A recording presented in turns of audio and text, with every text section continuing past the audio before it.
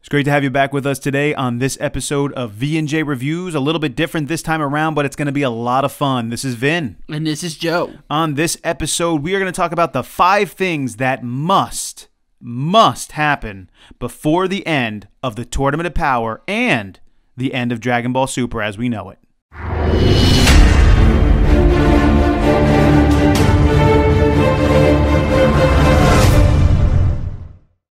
We're down to about 4 episodes remaining. Basically, the month of March is all we have left. So with those 4 episodes, a lot of things need to occur in order for this Tournament of Power and Dragon Ball Super as a whole to wrap up really well. So Joe and I started to think about what are really the 5 things we need to see happen, or we need to get at least some information or understanding about the future of these things. And we wanted to put them out there for you. So what we're going to do is we're going to list them out from the 5th most important thing to the most important thing. And all of these things really should occur. If they don't, then it's just going to leave a gap and we're not going to know how it's going to proceed in the future, which is going to be a little strange and a little disappointing. So let's go ahead and start off this list with number 5. The 5th most important thing that we think needs to be handled is what is going to happen with Frieza. Now, this is not clearly the most important thing, but it is important. How are they going to proceed with Frieza? Now, Frieza minimally, for his participation in the Tournament of Power, is supposed to get out of hell. So they're going to have to figure out a way to get him out of hell or wish him out of hell, and then that means what is going to happen to Frieza? Is Frieza going to remain on Earth? Is Frieza going to kind of go off into space? What's he going to do when he goes off into space? Is he going to turn into like a Vegeta character where he's kind of sticking around now all of a sudden, or are we never going to hear from him again? This is difficult for them to take care of in 4 episodes, and we don't think that they fully are going to take care of this entire thing. But at some point, it's got to be addressed. Now, I don't know if we're going to get like the tournament ending in the 3rd episode and then like a final episode after the end of the Tournament of Power, or if this Tournament of Power is the end of it is going to be the final episode. But in order for them to wrap up this Frieza thing, I almost think like we could only have 3 more episodes of the Tournament of Power, and then there has to be a final episode after the Tournament of Power where they kind of handle stuff like this, and Frieza is one of those things where they handle it. Like somehow they get him out of hell and he goes off into the distance, or he sticks around or something. But what is going to happen with him, that's an important thing for them to take care of. So going now on to the 4th most important thing that needs to happen is Zeno. After this Tournament of Power is finished, is Zeno going to be finally satisfied with everything that went on? Is now all the universes, the top moral universes that they did this whole Tournament of Power with, is that going to be all satisfied?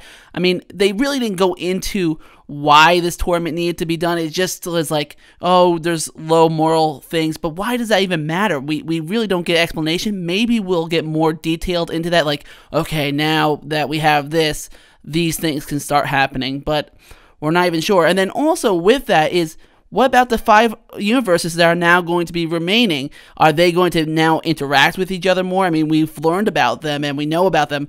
So will Zeno have to do more things with them? I mean, now there's 2 Zenos. I mean, there's a future one and the regular one. Is something going to happen now with the future Zeno? Because are we going to keep 2 Zenos this whole time now? I mean, there's just so many questions and things that we want to know more about what will happen with them afterwards. I mean, Zeno is a child and he's never really, I think, satisfied with almost anything. So I think he's going to be bored and more things are going to happen. If anything, from the character Zeno, we've seen that his mind just flips all over the place, and he likes something, he goes with it. He doesn't like something, he doesn't go with it. Maybe he won't like the result of the end of the Tournament of Power. He won't like all the universe is gone. He won't like the end of this fighting. Maybe he's going to want it to continue on. Maybe he's going to want it to become an annual thing. I don't really know, but we need to wrap up this thing with Zeno.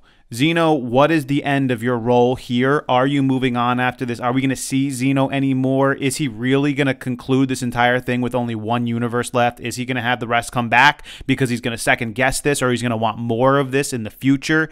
Is he going to be okay with only the limited number of universes that are going to be left? So these are some things that are important for us to figure out. This is with Zeno. This brings us to the third most important thing that needs to be done before the end of the Tournament of Power. And that third thing is Jiren, his wish, and his background. We've gotten a lot on Jiren's background in a previous episode, but it's really not enough, and we still don't know what Jiren's wish is. Now, we're not expecting him to win this Tournament of Power, although we don't know. He could. We don't know what's really going to happen here. It's possible. Obviously, we know Universe 7 is going to continue after the Tournament of Power. That's not a question. But how they continue after the Tournament of Power could happen many different ways.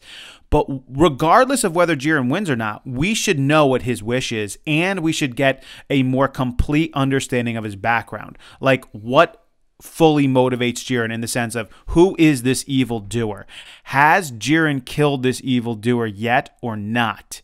Is Jiren going to want help killing the evildoer if he hasn't killed him already? What was Jiren's wish? What is Jiren going to do if he loses? I mean, that's expecting that maybe his universe is going to continue, because it's kind of strange to think about the fact that they're going to be gone, you know? Yeah, and then also, once we figure out all these things about his background, you know, going sort of back to the Zeno one and everything, what is going to happen with this universe? What is going to happen with him if he's erased and stuff? I mean, are they just done? Do we just hear this kind of interesting background and wish story and everything, and we just never hear from them again? Also, Universe 6 as well. So, you know, there's a lot there that needs to be taken care of, but in particular, this case, Jiren, his full background, and his wish. Could you imagine they end this arc and we just don't know what his wish is? That would be crazy. Like, there's been so much behind his wish and who Jiren is and why he fights and this evildoer and stuff, and it's got to all be wrapped up. So I think that's important. Now for our second most important thing that they need to do before the Tournament of Power ends is explain Ultra Instinct more in depth, because right now we have a lot of information about Ultra Instinct and how it's working, and now that he's going to be going into this mastered Ultra Instinct form. But Goku's Ultra Instinct seems to be like a little bit different. It seems like he has to go into it and tap into it, while we know Ultra Instinct for the Angels are a little bit different. It seems like they're just always in it and always ready. It's still just a question mark. Will Goku be able to just always tap into it? What are the limitations of Ultra Instinct? I mean, how powerful is it? Now that he has it, will he be going towards like beyond God of Destruction by a lot, or will he still be limited in his power with it? There's just so much still there. I hope that Whis gives us more information, because he seems to be the one, if anybody, that will provide us information on Ultra Instinct, and it's still a lot there, especially since he's now moving into this new Ultra Instinct form. And a lot of this has been happening so fast. I mean, really 20 minutes tournament time. But because there's going to be such a long hiatus between Dragon Ball Super as we know it and whenever they start back up, they really have to leave us with some understanding of Goku's future with this thing.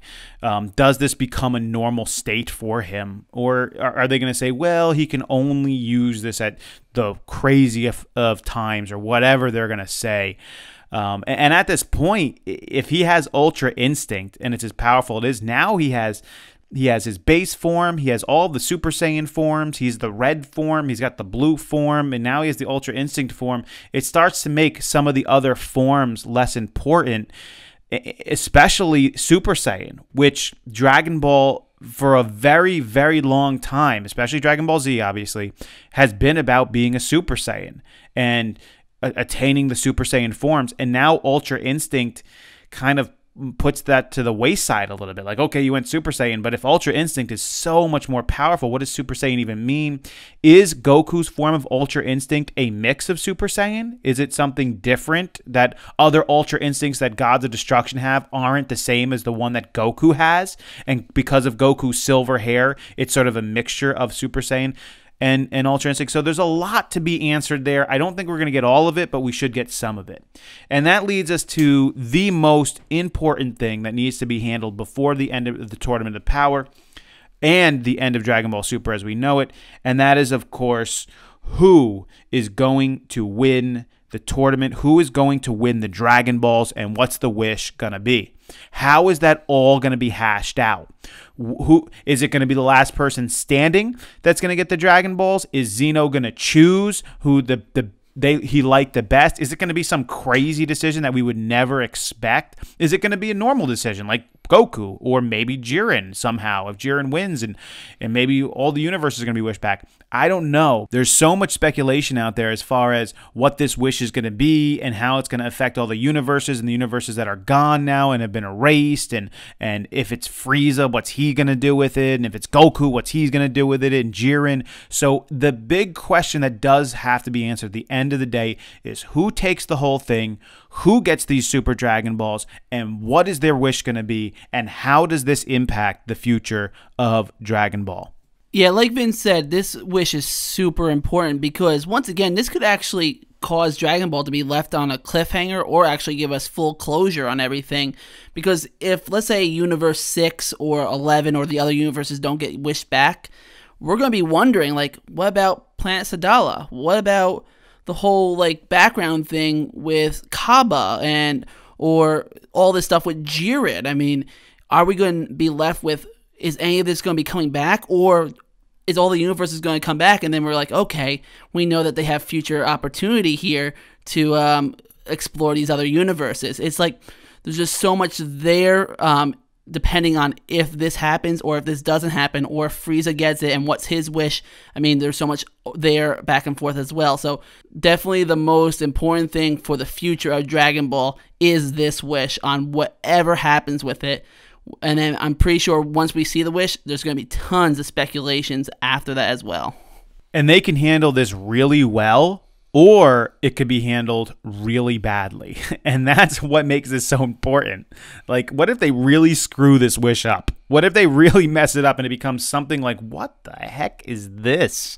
You know, all of a sudden it can really be bad, because now people's expectations going forward are like, what? Yeah, somebody could wish for a cruise. I mean, it could be that bad. So and so they really, hopefully they handle these things well, and they give us, you know, whatever amount of time it takes in order for Dragon Ball to come back, you know, something to look forward to, and they keep the possibilities open, but at the same time give closure on a lot of these things. So what do you guys think about this list? Do you agree that these are the 5 things that need to happen? Is there something else that you want to see happen before this whole thing sort of wraps up in the next month that we left off the list that you think, hey, no, this also needs to be handled as well? We would love to see what that is.